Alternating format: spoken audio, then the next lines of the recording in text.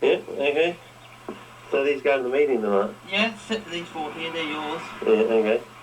Okay, we've got the wild cake sundews. Yeah. Big pots of them. Yeah. Okay, we've got Venus flytraps, species Botswana. Give them another month, they'll look a lot better, but that one's the best of the lot. Yeah. Wide leaf cake, spoon leaves. Yeah. One throwing the flower stalk out. That flytrap's nice. Oh yeah, they're not the biggest ones. I've got to keep them to try and entice the commercial sales. Yeah. Pygmy, Ericasone sundew cross shining. Yeah. And a pale sundew in that one. Right. So, small reds. Yeah. Giants. Both got the strains of dichotomer. Mm-hmm. Wide leaf capes. Yeah. Oh, sorry, thin leaf capes. I've got that one wrong. Wait. No, they are thin leaves. Yeah, it says thin leaf on the label. Doesn't mean a bloody thing. Well, what about this pot here? Oh, that's the spoon leaf sundews. Yeah, we feel that. I wish I'd known what variety it was. It's pink flower, grows quite large. I think it might be one of the native strains. Very nice. Pink flowers, but have a look at the stalk here. Yeah. Don't often get them to split like that. Oh yeah, split, yeah. Might try and get seeding if I can convert that into a strain, I'll keep it. And of course, yeah, banana, yeah, Molybithia. Now that's been grown outdoors. Remembering this plant actually comes from Queensland. I like all those, Shining cross pretties, yeah, that's getting on to 3 years old, that pot now. It's quite a mature little pot. So yeah, about what, 3.5 millimetres or 4 millimetres in thickness, those stems? Yeah, good question. Well, width-wise there would be, well this one's gone similar. About 2 mil in thickness and... Yeah, about 3.5 to 4 on the wide, and the base, especially the base. Yeah. But if you look here, have a look at the tentacle count. This is how I know it's not dichotomer, of course. Have a look, see we've got that there, and then on this fella, look at that classic staghorn pattern. Yeah. That's why they're called the staghorn sundew. And they got nice wide leaf capensis there. Yeah, I brought 3 capensis in to do a comparison. Show the thin leaf. Yeah. Which showing off its nice flower stalks, the wide leaf. And the albia form, which I think is a direct mutation of the thin leaf. Because the only difference between the white and the red is its colour. Ironically though, they self-trip breeding. You don't get whites and red crossing. Yeah. Probably because the insect pollinators, if they do come along, don't like the different colours. Most bees and stuff like that will stick to one colour shade until they finish with that lot and then go to the next shade. Yeah. And being self-pollinators, I imagine there's not much opportunity for crossing. Yeah, I just filmed a greenhouse with the new whirly bird on it. Okay. And now I get these plants out. Yeah.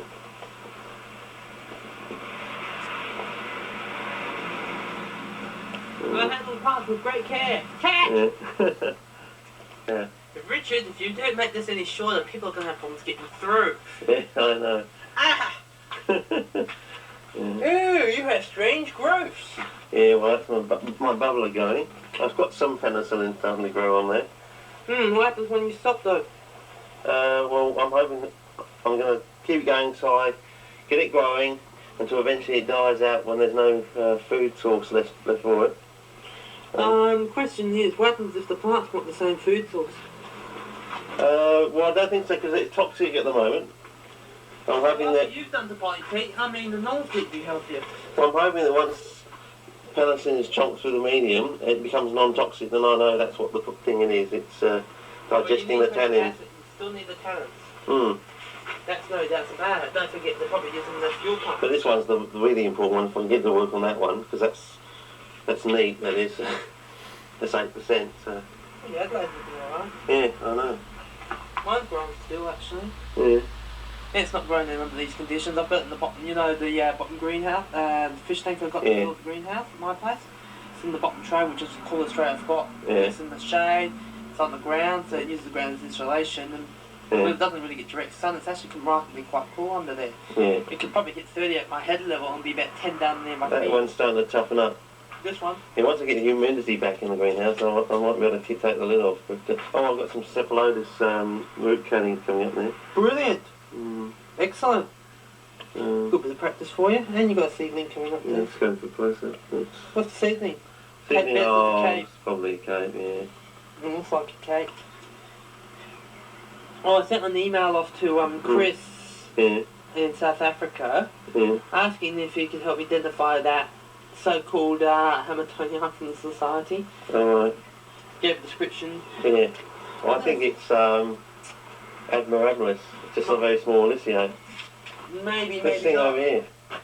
Over here, that's it there. Yeah. But if you looked, there's a few differences. Mm. The leaves are more spoon shape. Mm. Still compared to the Aciliate, it's got much more open rosette. Mm. And it doesn't show any tendency to form a stem. Mm. Now I'd like to know where the flower stalk comes from, but I've got a pretty close idea. It's closely related to Aciliate, but it isn't.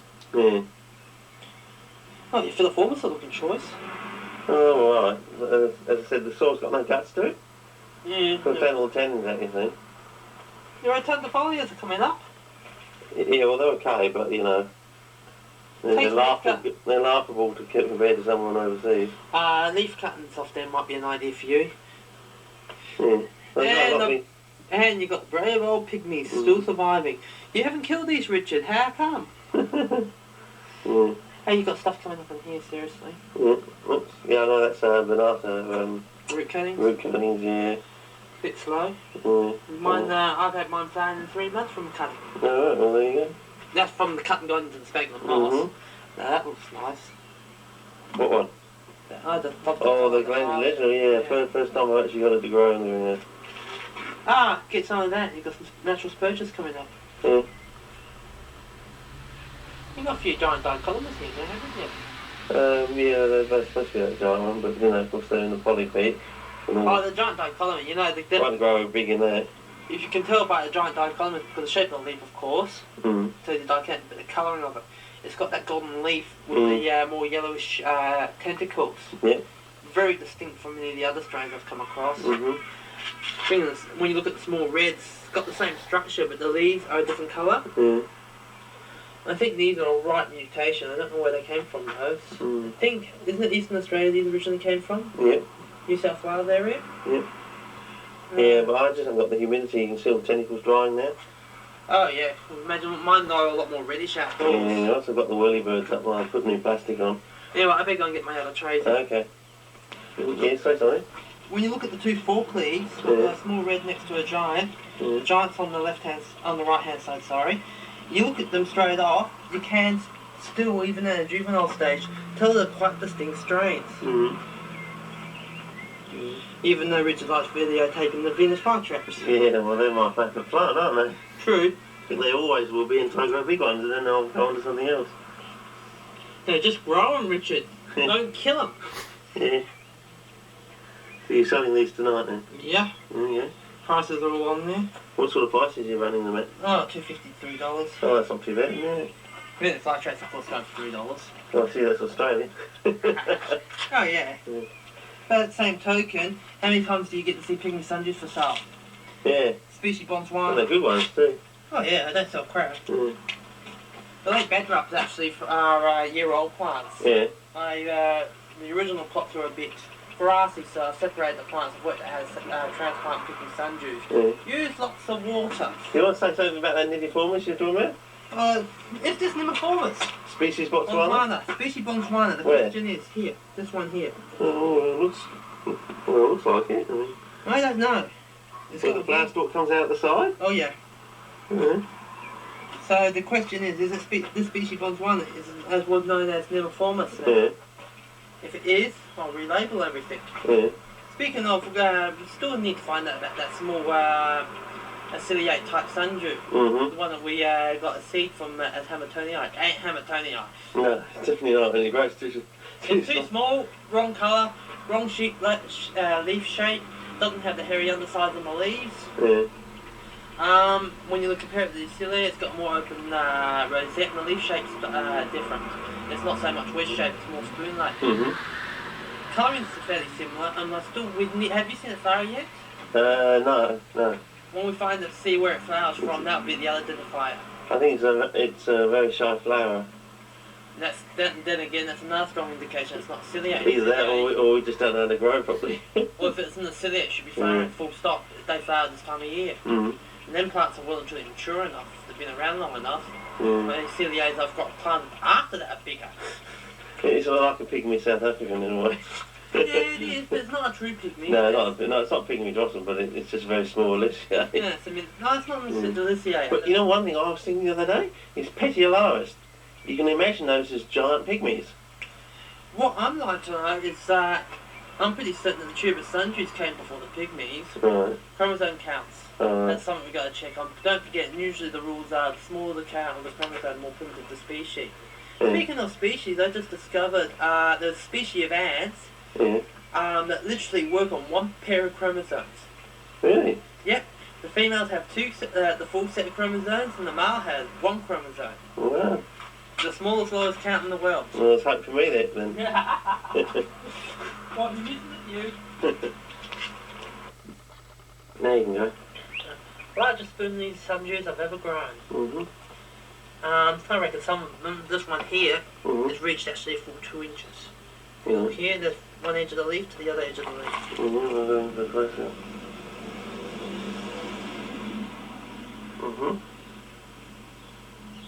Yeah.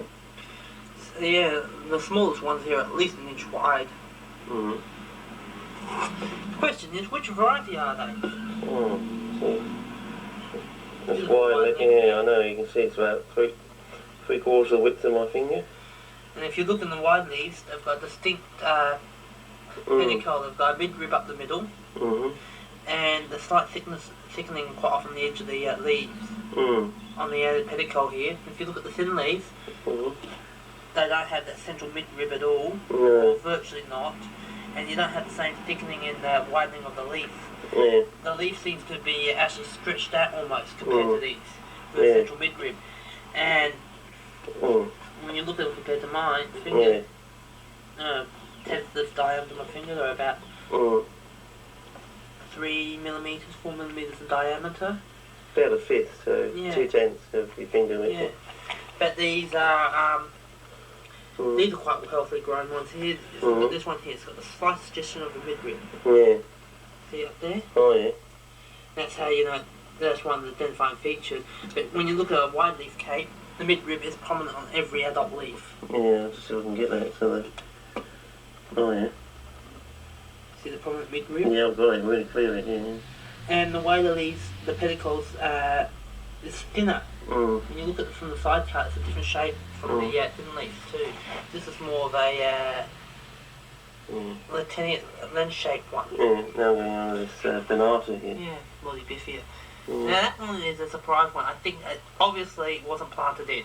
Yeah. It's got in there by seed obviously, so Molybifia obviously can sell seed. The actual pygmy sundews are the shining cross pretty sundews. And that's about a 3-year-old colony actually now. Yeah. Some of my favourite So you get a lot of jemmy off it next year. Got a lot of jemmy off it this year. And cell plants. The spoon leaves here, the only difference between these and these were planted later. Seed African, I think they actually come off the same seed tray. Oh, I like that fly tray. Look at that size of that new leaf coming out there. That one there, it's about the... Standard to me about the standard size I like some of Vin's fly trays. So that's about 3/4 of the thick width of my finger, and that hasn't fully expanded yet. For a while, I'm starting to get the white along the edge of the that leaves. one's even slightly here. Have you noticed too that they start getting white, yellowish white along the edge of the leaves? Yeah. Which is, I think, very close to natural growth. I think that might be some bleaching to a certain extent. Yeah. That's where the way this growth might come from, Richard. Well, no, Sun bleaching. No, the one thing I'm talking about is it's like the chlorophyll green of grass has been mixed with toothpaste. It's a sort of weird thing. Yeah, but it could be also the effect of the sun, form of sun bleaching with an unusual environment. But what I find interesting is because these plants come from clone, you get quite a lot of distinct traits in amongst them. You get like mid-spring, you'll get some that will come semi-erect from the leaves, some will stay flat to the ground. Different variations in the colouring on the leaves themselves and on the tracks. I've got some seed in this year, we'll start seeing what natural ones look like. Okay. Because quite honestly, I think that's part of the reason why you're having problems, Richard. Yeah. You're not actually working with true plant lines here, you're working with clonal stock. Yeah. That's gone through how many generations through cloning? You do get genetic fading and stuff like that. Yeah. I mean, when you think about the plants are selected for their ability to be cloned, not for growing really. Yeah. The growing factor is a second most important factor too. But when you're putting a line into cloning, what the first trait you want it to be actually be able to clone to establish a clone line, so you're selecting for that factor. Yeah. Then you're selecting again out of it for the plants that will survive outdoors. I refer it to a greenhouse. Very rarely do you see people grow these plants outdoors in Australia. However, from what I've seen in some places in America, they grow a lot of the natives at least in the outdoors.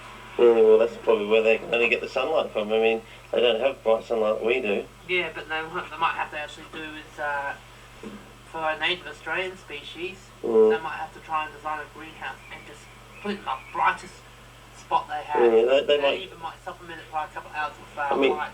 They may get this sort of sunlight we get, like, this is like, it's sort of going into middle spring, but they get nothing like we get in February. Yeah, well, in February you don't want that. Let's put it this way. Do you know what happens to an American species that gets hit by full sun in February, except for the Venus flytrap? It's not nice. Yeah, I know. Might be able to pull off with some American pitcher plants this year that have grown from seed. They're locally climatized. Well, I have to run up this pathway in February. 10:30 in the morning to 7 o'clock, which is 9:30 to 10 o'clock cold winter time. I have to run up this path in case of getting sunburnt. You can get sunburnt in 7 minutes easily. Yeah, but you're a fair-skinned person too. I know, but redhead. Yeah, well that's good. Yeah, Scottish in me, I suppose. Yeah, well, I've got a little bit of Scottish in me. My name from my grandparents on my mum's side. My grandparents on my mum's side, one pair were supposed to be Irish and Scottish. Jeez, that would have been a fun marriage. The Irish and Scottish strikes again. Is that your new mug, is it? I've been using the same mug for ages, Richard. You just haven't got the lid on, so you can't recognise it. Oh, okay. Looks like one of those salt shakers, pepper on one side and salt on the other. Handle with care! There you go. Handle with care! Giant forklift, baby ones. Root cutting from 3 months ago. Actually, 3 months and 2 weeks so they're the ones that we filmed earlier then, are they? Yeah. That were in that aquarium and then... Yep. These are smaller ones. These are the ones for Richard. Well, let's have a close-up then. If you look down here, same stock again, bigger plants. These are still immature because they haven't got their classic dichotomous leaves. But you can still tell they're giant dichotomous because of the colouring of the leaves and the tentacles. When you compare them with the small red, we've got here, you can see straight off distinctness in the colouring of the leaves. Yeah, well, camera won't pick up the red though. The red, or the very deep red around the leaves. You don't get red on them. Try and put them together. To there. And the red tentacles, they're a completely different looking plant. No. But then you get one of the big ones out. Is this a giant one, is this one? Yeah, these are both giants. These are still fairly young. Yeah, okay, well they will grow giant when... yeah, they're only 3 months old from root cutting. It's got that golden colour on the leaves. Yeah, yellowish golden colour. And they do get those red spots as the leaves get older. And the bigger ones, these are just red. A lot deeper red. The colouring of the green is actually different. It's a deeper green. And the tentacles themselves are very red. Very attractive plant. Self seeds are small red. The giant dichotomous actually need more than one clonal stock. I haven't managed to get any seed off them ever. In fact, I haven't managed to even get them to cross-pollinate with another variety yet. So I'll keep trying that before I say, yeah, something might be a bit odd about this variety. Need to know a little bit more about it. In fact, if anyone's got this variety, they can send some seed over. I'd be really interested in it. It'd be nice and interesting to see what happens when you get seed stock of it. See the, hey, there's an aphid there. Winged aphid. Guess what happens to winged aphid?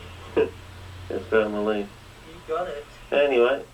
That is how you take care of your aphid problem. Right. Turn it into a food problem. Okay. Yeah, put these back in. Anyway, we'll get your plants out, Richard.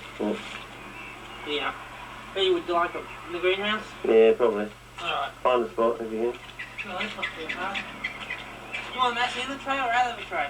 Oh, think about it.